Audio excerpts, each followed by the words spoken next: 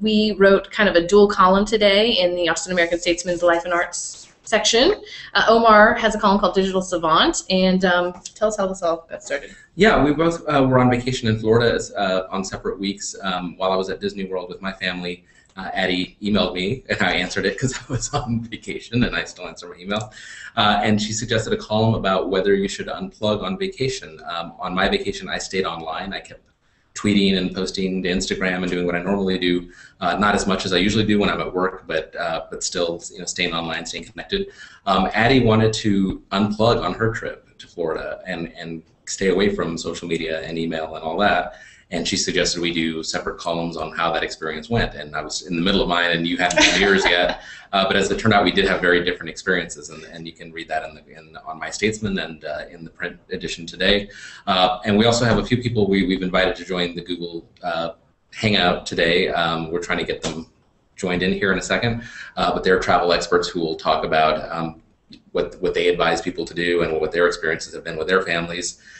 So I'll talk a little bit about what happened with my vacation. We went to Disney World. We have two kids, 5 and 3 years old. Princess obsessed girls who were all about Magic Kingdom.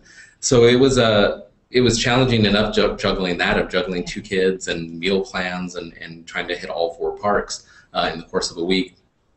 But I actually found some of the online stuff very helpful. I mean, we kept the Disney app with us at all times, so when we were hungry and tired and wanted to know where the nearest restaurant was, we could just pull that up and it would geolocate us.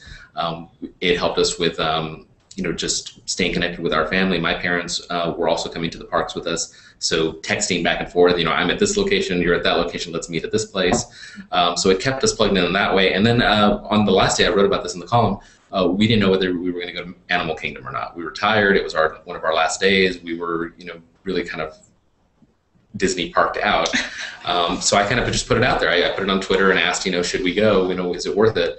And I got almost 50-50 responses, yes and no. So in that sense, it wasn't that helpful. But the people who offered advice of saying you should go gave us really good reasons to go. We ended up going and having a great time, and I'm glad we did. I'm glad that we listened to that advice, because if we had skipped it, I think we would have missed out on some really cool stuff. So for us, it did help to be plugged in that way. It did help to be online. And when I got back to work, it was great not to have 500 email messages to sit down and wade through, or to feel like I had missed all these things online. As a tech writer, there were 2 big tech things going on that week, and it felt good to not have to spend a week trying to catch up to all that stuff. Yeah, that was one of my fears, was, it's like the fear of missing out. And, you've written a lot about that. We talk a lot about that because we are so plugged in, and I love being plugged in. I mean, I really get a lot out of, just being connected with people on Facebook and Twitter, and, email is how we do everything nowadays. But I think when I kind of sat down to write this, I realized that I couldn't remember a day that I hadn't checked one of those sources of information in probably 5 years. And, that's even holidays, but because, even on Christmas Day, sort of like, you sort of like get on there and say Merry Christmas to everybody. It's just, it's become such a part of our lives. And I thought, I've seen so many people's Thanksgiving turkeys. Yeah, exactly. In the last 5 years. Well, and as a food writer, I love tweeting Thanksgiving, because it's like, it's the biggest food holiday of the year. But I also knew, because part of what triggered me to think that this was really something that I needed to do was that the more that I thought about what would it be like if I didn't check my email or check Twitter or Facebook for a whole week, the more anxious I got. And the more anxious I got just thinking about it, the more I realized that I really needed to do it, and it would be healthy for me. So, but I'm so glad Omar agreed to kind of go on this little dual column thing, because I don't know if I would have had the guts to do it. I really do think that that's how much we live our lives, by this virtual connection to the world. And so when we went to Florida, we weren't going to Disney. My son was not at all interested in Disney. He really wanted to go to Legoland. So that was our big park. And we were staying with a friend in Ormond Beach. So it was this beautiful coastal town. And I just really wanted to go and relax and read books and do yoga. And so part of the reason why I went was to sort of remove myself from the virtual pressures that I live in every other day of the year. And it was interesting because right before I left, Baratunde Thurston had written that cover story for Fast Company, and Omar sent that to me. And it was basically just the cover of the magazine has a hashtag and then unplugged. And he went for 25 days over the holidays. And I think he didn't use any kind of technology during that fast. And I will say that this was a sabbatical from social media and email, and I did go all 7 days. But we did continue to use the phone. My son is big into Angry Birds and Minecraft, like every other 6-year-old kid.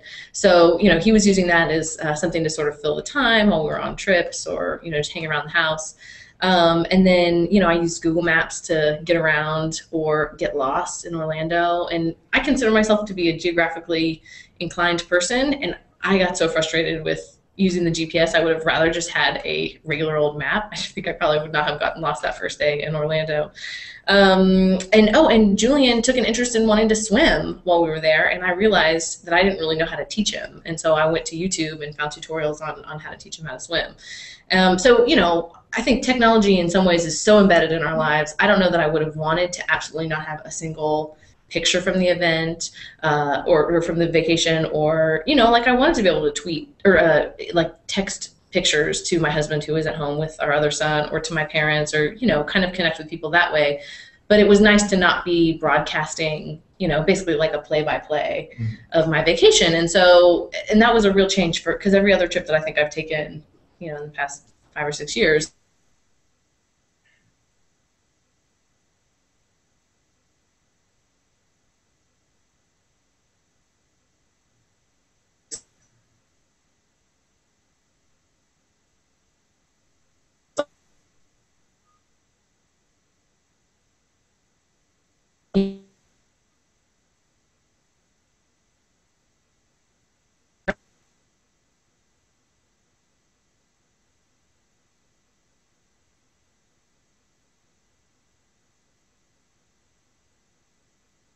Yeah, it's hard to slow the pace of what you're doing when you're on vacation. It's hard to slow down and relax and not be, because that's the speed that you're used to living at. Yeah. Do you feel like you were able to slow down?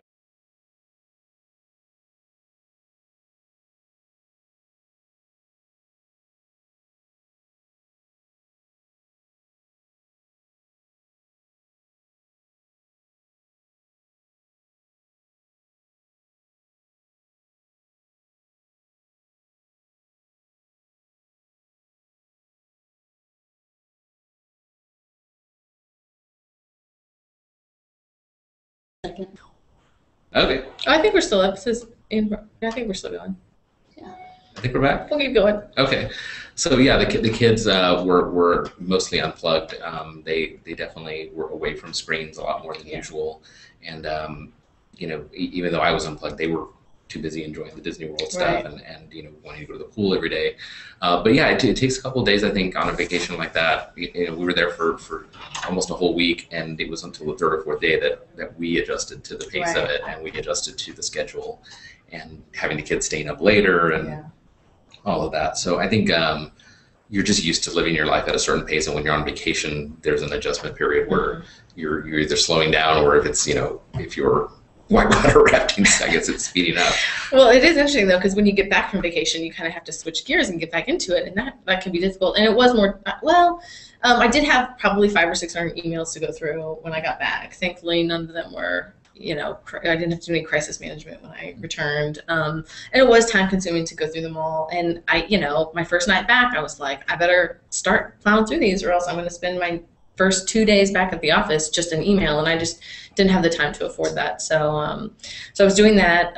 But I will say that getting back in the social sphere, I was very trepidatious because I was just really enjoying not being out, and I kind of had an excuse to not just kind of not be participating, and because that was my last tweet before I went. It's like, look, I'm going on this social media sabbatical. I'll be out, or I'm not going to do email or social media until I think it was June 25th, and so I knew I kind of had that out that nobody was expecting, and I also knew that if I would have broken my sabbatical and come in and tweeted that, people probably would have come in and said, see, I told you couldn't make it.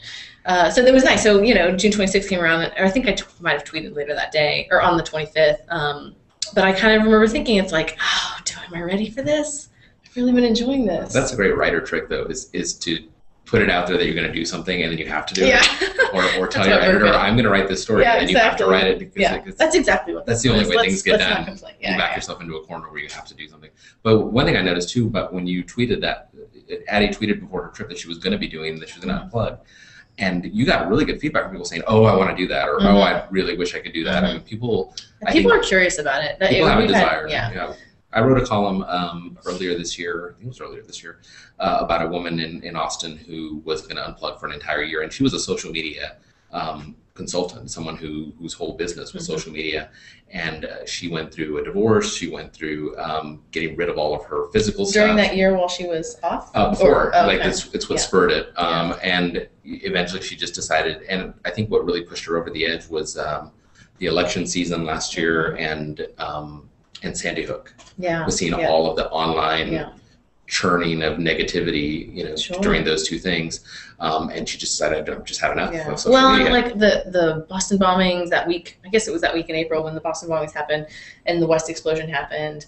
Like, I remember feeling that week, because that was one of those weeks where it's like I was afraid to go to bed without updating my Twitter stream, because it's like, what else is going to happen this week that I would miss if I weren't being so plugged in? And but we get I do feel just this information overload, and I contribute to it. I mean, we contribute to it. We're part of the media, and I kind of I am all the time grappling with, how much do I want to participate in the conversation or further fuel something like the Paula Deen controversy, which happened when I was on my trip.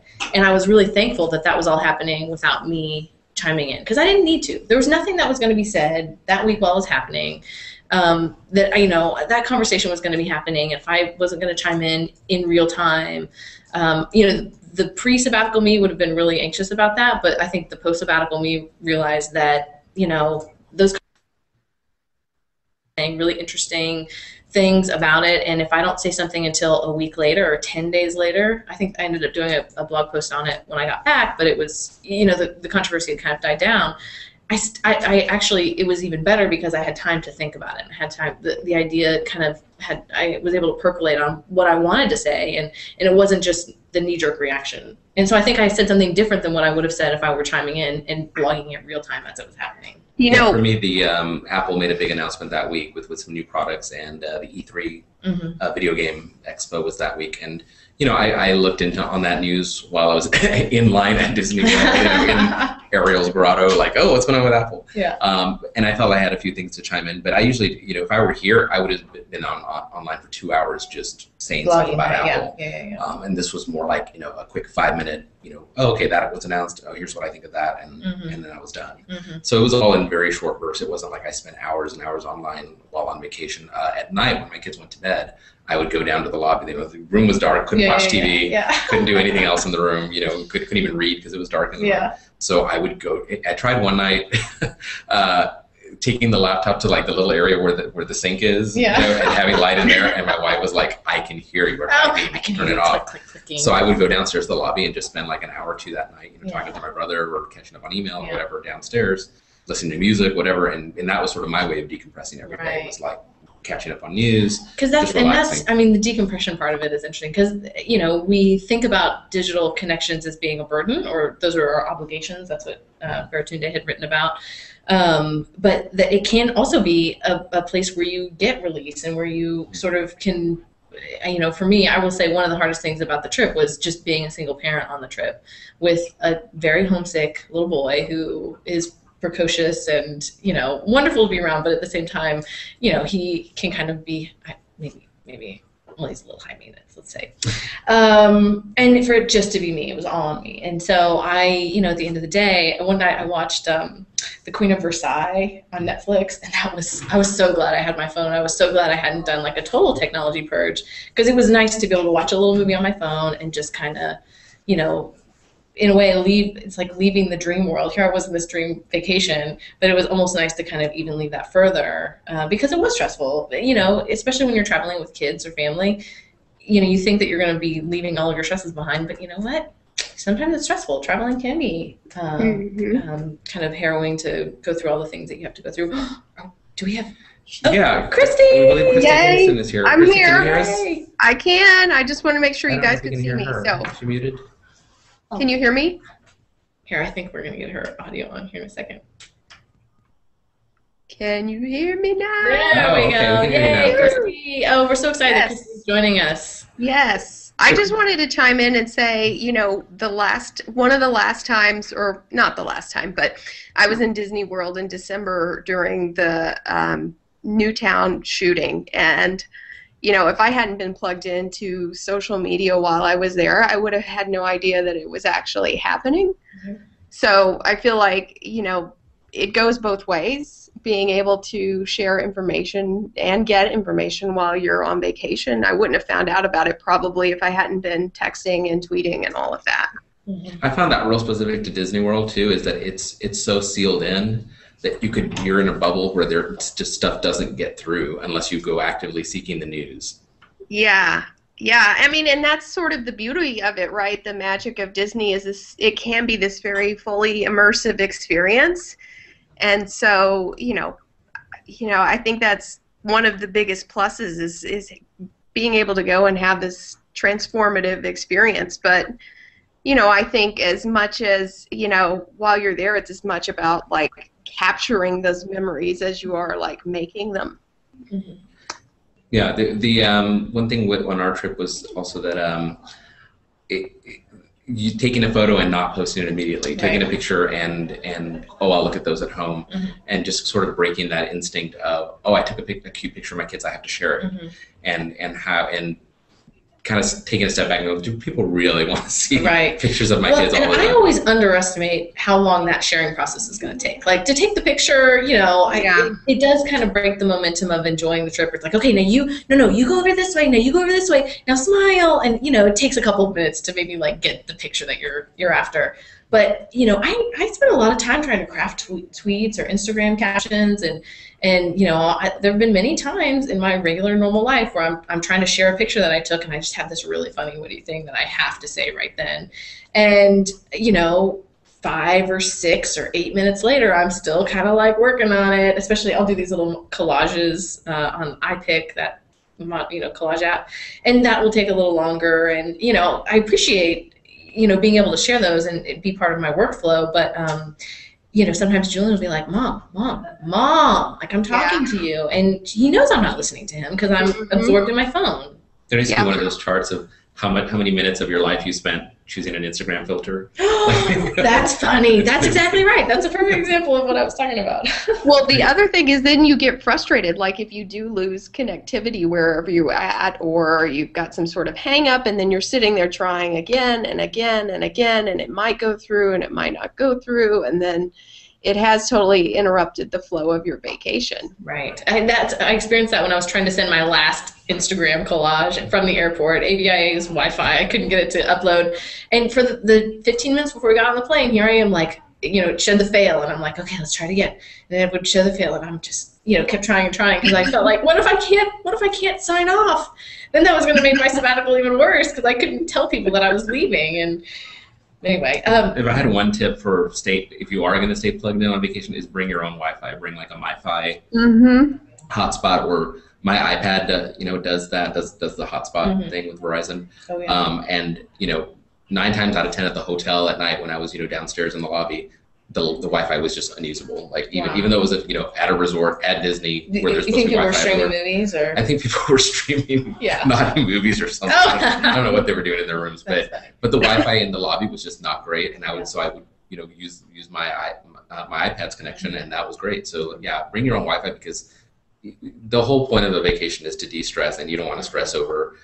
Hotel Wi-Fi is never as good as you want it to be. Airport Wi-Fi or plane Wi-Fi is never as good as you want it to be. Mm-hmm. You can't use it on a plane, but bring your own for like the hotel, and if you can. Well, the thing I've run into is on several of my last actual vacation, where I went on spring break to Galveston, and I was still planning on doing work, and so the place where I had rented, for whatever reason, I couldn't connect to VPN, and so I spent this massive amount of time just trying to get connected to VPN, so that I was secure in all the work that I was doing there. So, and that was just yet one more stress about taking the work with you, or not unplugging, was having to deal with all the technology. Because I think that's the issue. It's like, when you're trying to leave work behind, in what ways do social media and email represent work? And, we do communicate with family and friends via email or social media, and, that is not work.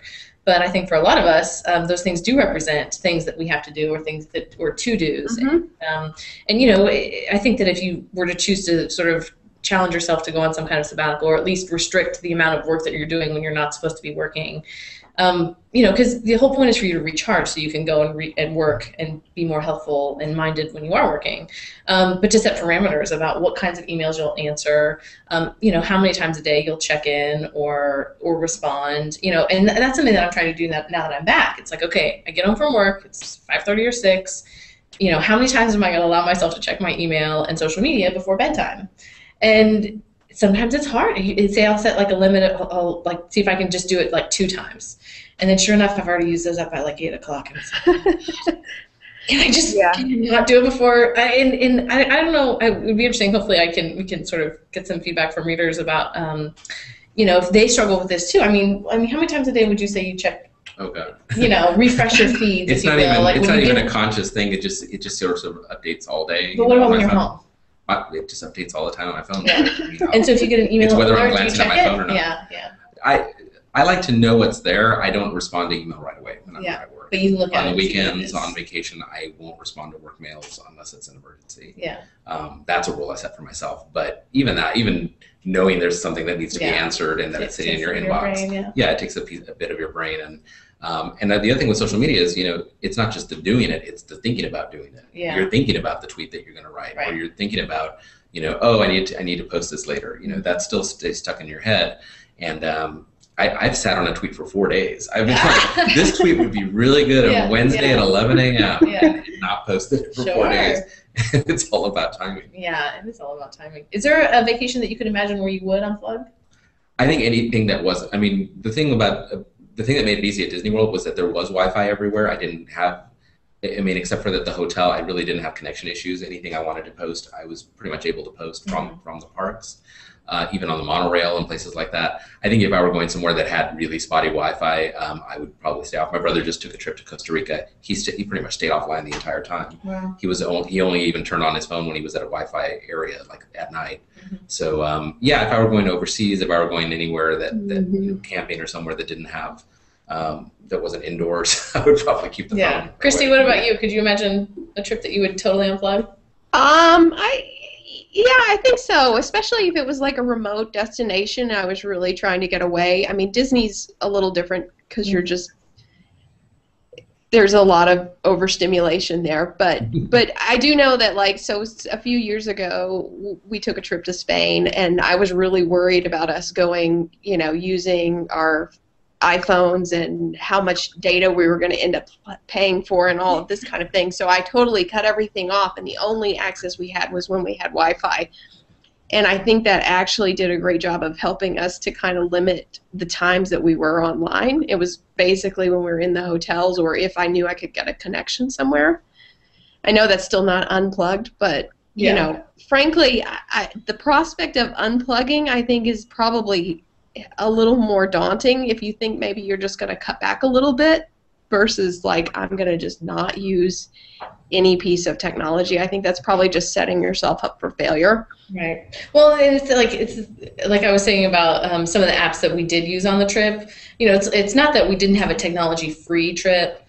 It was just that I didn't want the inputs or the outputs of sharing of information or links or stories and I was reading the newspaper every day. That's the thing too, is that I couldn't imagine going a week without knowing what was going on in the world. Yeah. No matter how I were to get that news.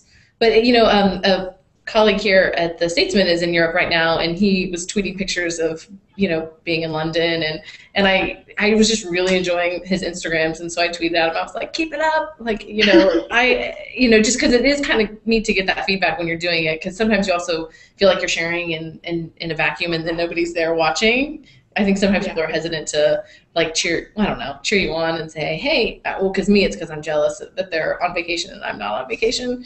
But I was able to swallow my envy and tweet to him and say, keep it up, we're living vicariously through you. And that's, I think, another underappreciated aspect of being plugged in when you're on vacation is that people do enjoy watching you and your family enjoy yourselves, especially friends and family who you're close with, and that it does kind of fills up their feed with something that's really joyous and personal, as opposed to something that's like, oh, here's another link to a funny video or another news story, or, it's just a different kind of enriching content. yeah, I had a request or two of like post pictures, and I was like, now I gotta post pictures, you know, like I felt You felt pressure. guilty. Yeah. Yeah, like, well, I guess that's what I'm doing tonight. Yeah. Omar, I was actually shocked. I thought I would see many, many, many more Disney tweets from you. I was really actually disappointed because I was thinking you were going to have a field day with everything that you were taking in there, and so. And then I saw you were like tweeting about other things. So I was like, oh, isn't he at Disney World? Why is he tweeting about Apple? What's going on over there? He must be really bored. I found, I don't know, it was like, I tweeted a few things about the Disney experience. I mean, like Captain EO and things like that that I thought were interesting. But like, it's like, I felt like people don't need to hear from me, you know, what the teacups ride is like. It's like everybody knows already. It's like, so I tried not to tweet stuff that everybody already knows. Castle, and I'm not a Disney expert either. It's like there's so many people that like Christy that do it, that know so much more about Disney or have experienced it in ways that I can only imagine. She's a Disney expert. I've talked to Warren Spector before, that way.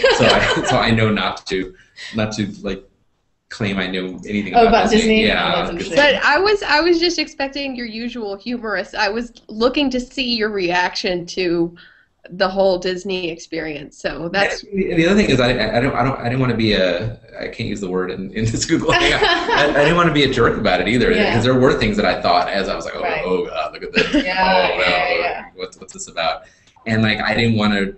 I think I was having such a good time with my family, and my kids were having such a good time that I like didn't want to poop on that, I guess. I didn't want to like be this. And that's another thing about vacation is like that's when I sort of stopped doing that. When I stopped break out of the snark. Yeah, when I stopped having that online persona and just just relax and enjoy myself and not overthink everything. Because I think that it's a very important point about our digital self and our real self, and we cannot underestimate the power of the fact that we create a presence, a digital presence. And vacationing and traveling is part of that. Like, I really enjoyed, I was in New York in February, and I really enjoyed tweeting from that trip and then sharing. And, it was also a trip where I was by myself.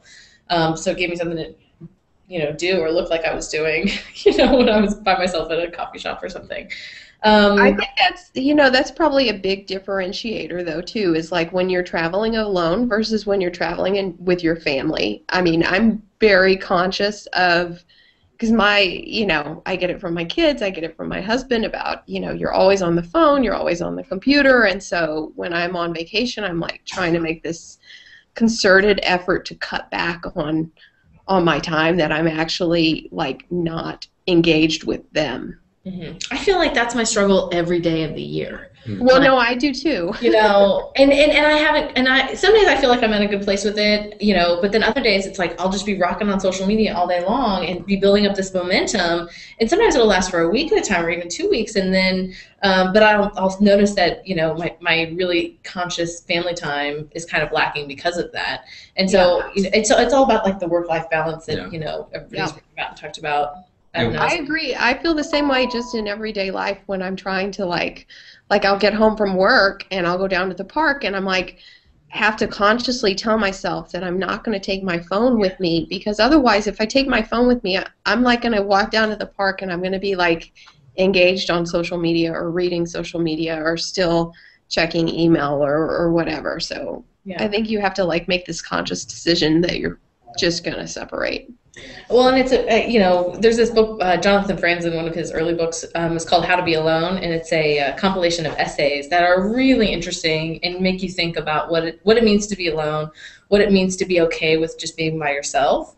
And I think that is something that we're losing really rapidly, myself included. And so it was kind of a nice challenge to kind of confront that, and how much can I be alone? How much am I okay with only being around a 6-year-old boy who loves to talk about skylanders all day long. Yeah. And to remove myself of the need to be connecting with my peers and to receive that kind of validation or to be sharing my what I think of as witty or insightful commentary or observations. So I would encourage everybody to at least kind of to be pensive about that in some ways, about what it means that when we are checking in and we are looking for these forms of communication, that it's an extension of always being in a crowd, and sometimes it's nice just to be in a room. Yeah, my stuff also had to go through wife approval. So I couldn't just what, your post tweets or the pictures? both. Everything, yeah. like the picture that ran in the paper today, like that was Wife approved. Scrutinized for 30 minutes of like picture by picture. Can't do that one. We look sweaty. Can't do that one. Hair's messed up.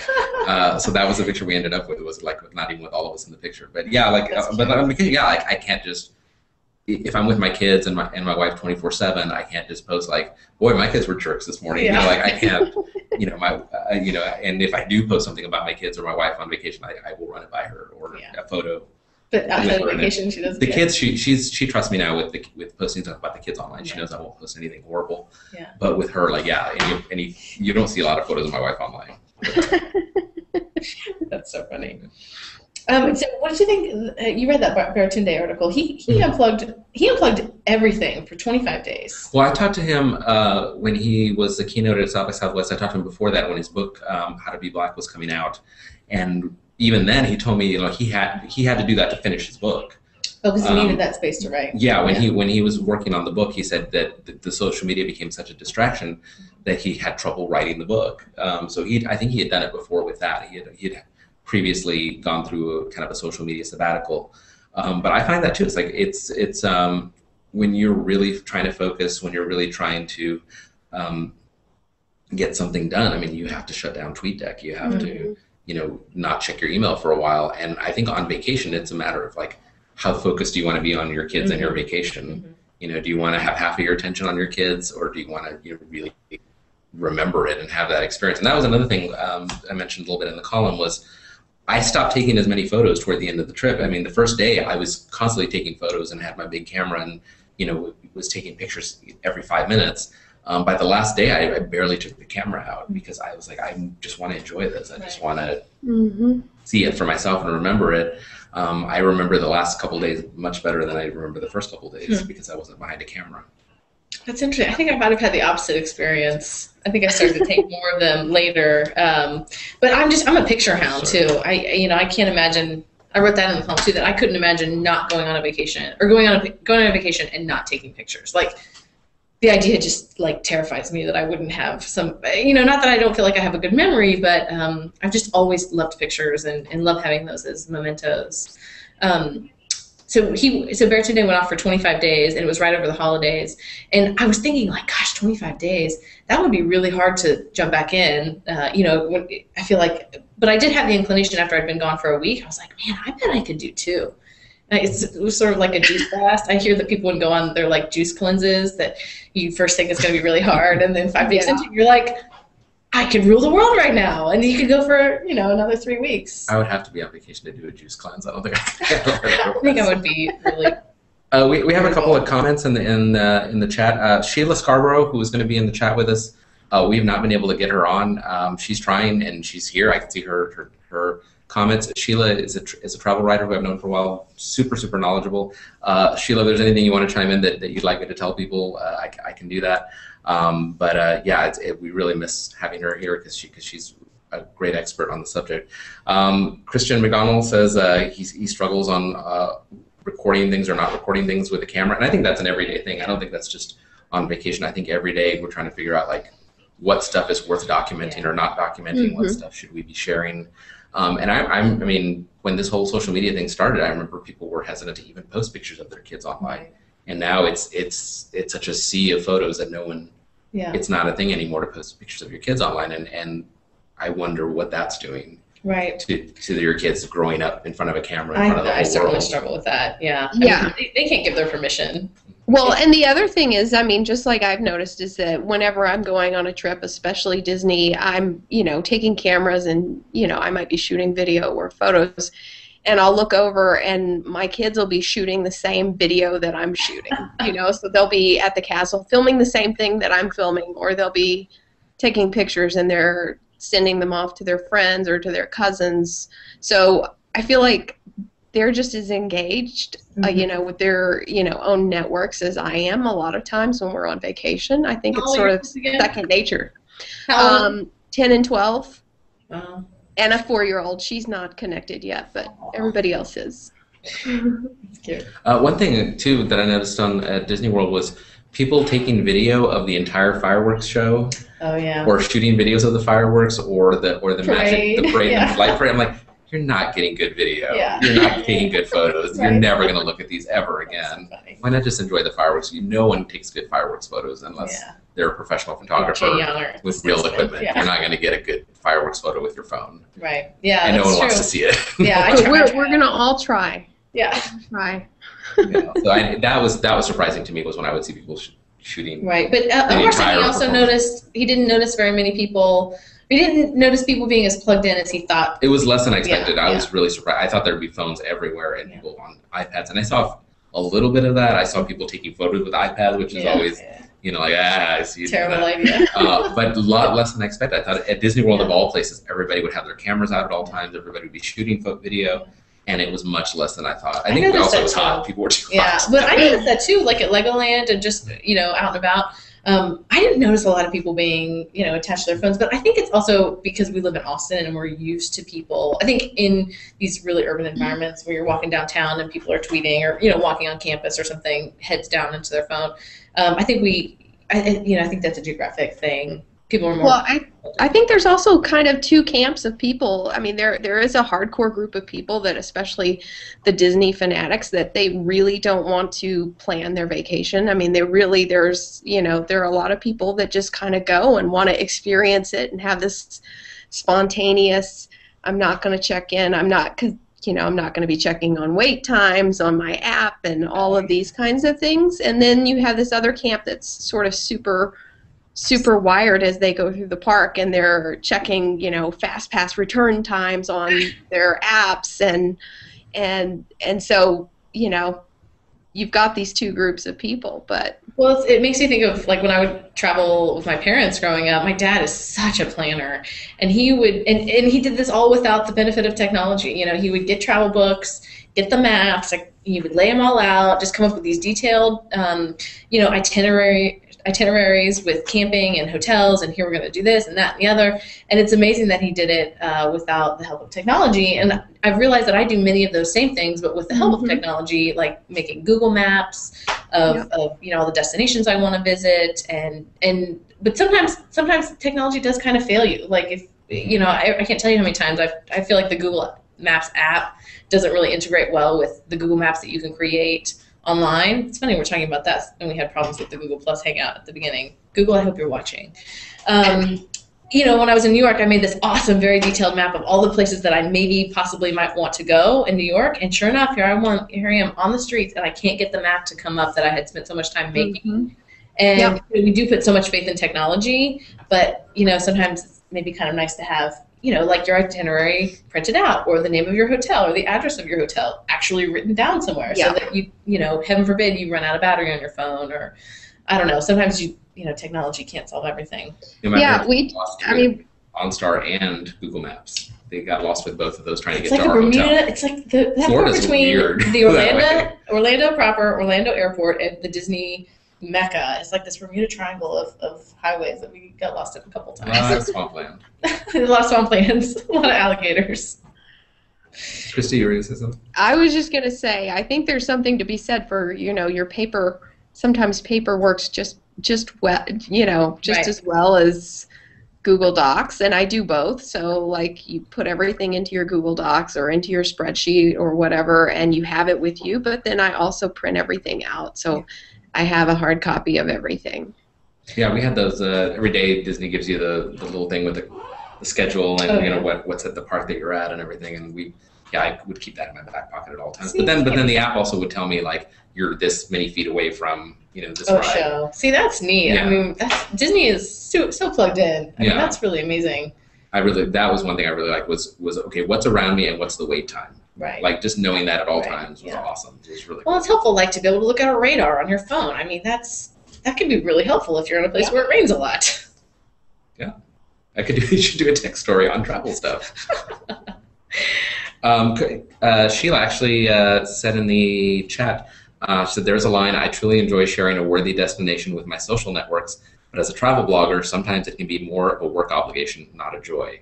And I think that's what we all struggled with, especially as writers, is what should I be documenting? What should I just be experiencing? And when to do both, when to do either. We were talking about the print product, or the tangible manifestation of what we're sharing online, and it made me think about just the value of pictures, that we do spend all this time managing our albums online and sharing pictures and sharing Instagrams, but I've really tried to make a concerted effort in the past few years of still getting prints made and still putting together photo albums.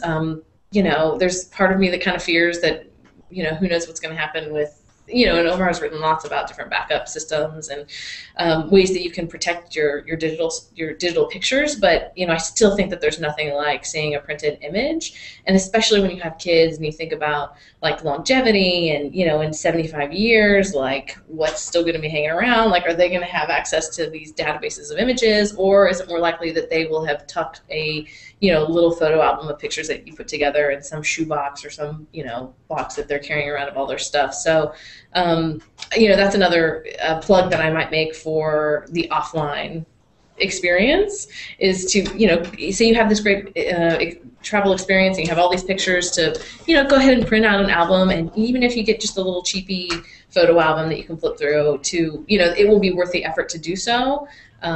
Even though we, really prize the ability to instantly share with our thousands of people online. There's probably a whole separate discussion to have about how plugged in should your kids be on vacation. That's a whole thing that Addie and I have talked about too. And because I was struggling, here I was saying that about like me wanting to unplug and get my enjoyment and satisfaction from somewhere besides the internet. But Julian, he was on YouTube watching those Minecraft games. I mean, he's so obsessed with those things. But for him, it was comforting because he was away from home, and I think that was causing him some anxiety to be away from what was familiar to him, and to be able to watch some of these familiar things on YouTube. Oh man, I don't know how you would handle it if I were to say, all right, kids, we're unplugging for a week. That might be a whole separate hangout. Christy, you got any thoughts on that?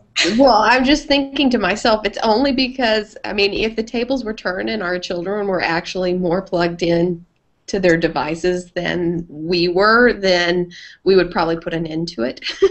Oh, right. Well, Christy, I think you're only about 3 years away from that. I know, but if I was sitting there thinking, oh my gosh, we've spent all this money and here are my kids and they're just online, watching I Has Cupquake, while we're on vacation, I would probably be pretty upset and be like, okay, we're turning this off, I did see kids at the resorts, at dinner with their with their Game Boys at the dinner table, or with their iPads watching videos while their parents were discussing something, and like that. Yeah, that's a line we have. Sometimes that's good, and while you're waiting in line, if your kids have something to do and so they're texting or they're playing Minecraft or whatever they're doing, then again, it's kind of, it's a benefit, because then you're not trying to entertain them while you're standing there waiting for something to happen. Well, I know my husband and I, this is a conversation that we're always having, that, we're just trying to get 20 minutes to have a conversation between the two of us, just to steal that small amount of time. And if the kids, even the little one who will be 3 pretty soon, and if that involves them being on the iPad or the phone or some combination of both, or the Xbox, being on some kind of device, we've become okay with that, but it is hard though, because they're going to keep asking and asking and asking to be on the devices, and we can't just let them be on it all the time. Yeah, it used to be the TV. You'd pop it in front of the TV, and now it's the iPad or the Game Boy or whatever. Right. Even the little. Well, and I think that we have that issue going on right now at home, where just I think my children are on their phones all night long, and so they're not actually going to bed. And it's like we've had this discussion, like, I'm going to actually have to take your phone away from you so that you will go to sleep and you can get it back in the morning. Yeah. You need one of those prison blockers, that you block the cell phones. Or cut off the Wi-Fi. Well, I guess if they have 3G, that doesn't really help. But summer, it's hard because we're trying to instill this thing with Julian where it's summer. It's it is a time to relax. It's a time to sleep in. It's a time to kind of decompress. And for him, decompressing is hanging out, watching movies, staying up late.